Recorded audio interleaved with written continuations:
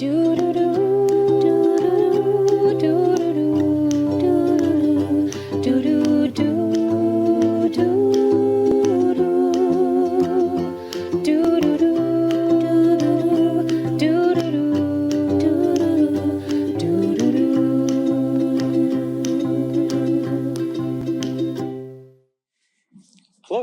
and welcome to the Nature Journal Connection.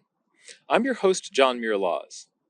Today, I want to share with you 3 techniques that are incredibly useful when drawing live animals. If you're just sketching a tree or a landscape, you don't have to worry about it moving away.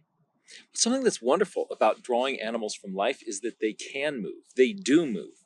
So, sure, we can draw from a photograph or from say a specimen in a museum. But if you get to watch the real thing, you're going to be able to understand aspects of an animal's behavior and its world in a way that is completely different. But the fact that it's not posing for you presents some challenges as an illustrator. So let's take a look at 3 different techniques that you can use to take what you see and get it down on paper. We're not worried about having to make a pretty picture. Again, as scientists, we're interested in making a useful picture. And these strategies will really help us do that. Let's take a look.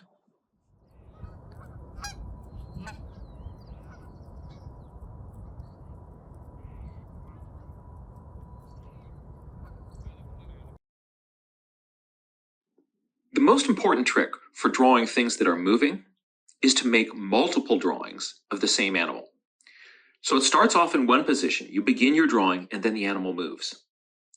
Don't wait for it to come back to the same position. Don't erase what you had. But on the same page, start drawing a new drawing of this new position.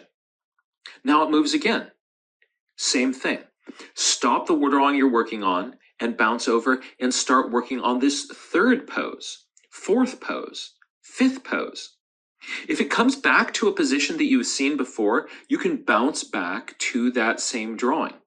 So the drawing that you get the furthest along on will be the most characteristic posture of this animal. And you don't have to finish any of these. Some of these will just be little starts on one position. And others you may be able to get further along on because the animal comes back to that pose again and again, or it holds that pose for a longer period of time. So we can't predict what the animal is going to do. We're just going to flow with whatever we see. Our second strategy is to draw more than one head on a body. If the body holds still, but the head is moving around, sometimes up looking around, sometimes down feeding, what you can do is draw different heads on the same body. And this saves a lot of time. You don't have to draw that body again and again and again and again. You can use that as sort of a framework to hook these different heads to. Then, when you have these different head positions from that same body, you look at it and you kind of get a sense of the motion, the movement of the animal by seeing all those different head positions. And what I will often do is have several heads more lightly sketched in, and I'll take one of them and finish that out a little bit more.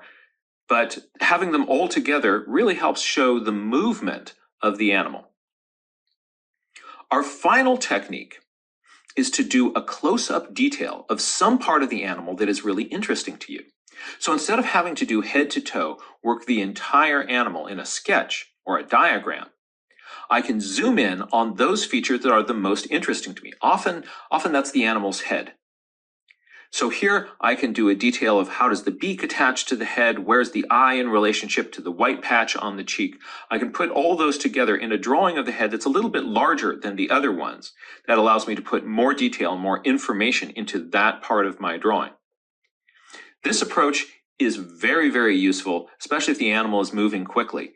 I can't get the entire thing in my mind and be able to sketch that down on paper, but I can track one little set of details and record that on my piece of paper.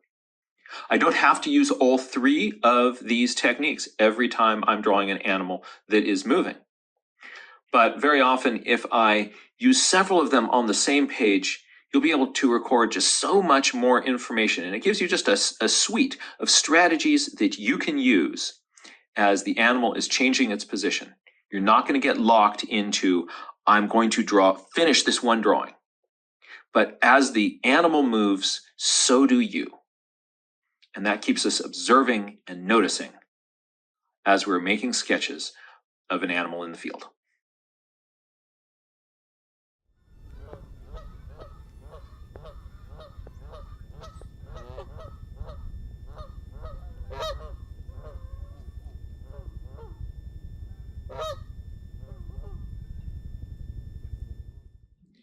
Your Nature Journal challenge this week is to find some critters that are moving around and make the most of this on the pages of your Nature Journal. Don't look at the fact that the animals are moving as a problem. It's an opportunity to learn about their behaviors and to get a deeper insight into their world.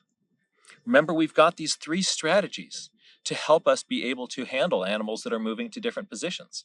If the animal moves, you can start another drawing, get multiple drawings all going at the same time. You can zoom in on one part. So I'll just look at the head of that one. I'll look at the head of that one. I'll look at the head of whichever one is closest to you. If the animals are moving around, you don't have to take in the entire thing. You can just focus on those details. And lastly, we have the Hydra technique, where one body, multiple heads, or if there's some part of it that is moving, you don't have to have an entirely new drawing for each one of those. You can use the base of one drawing and just put multiple heads or different poses attached to it.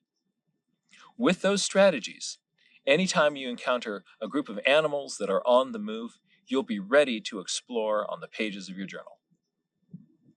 And until next time, this is your Nature Journal Connection. Do do do.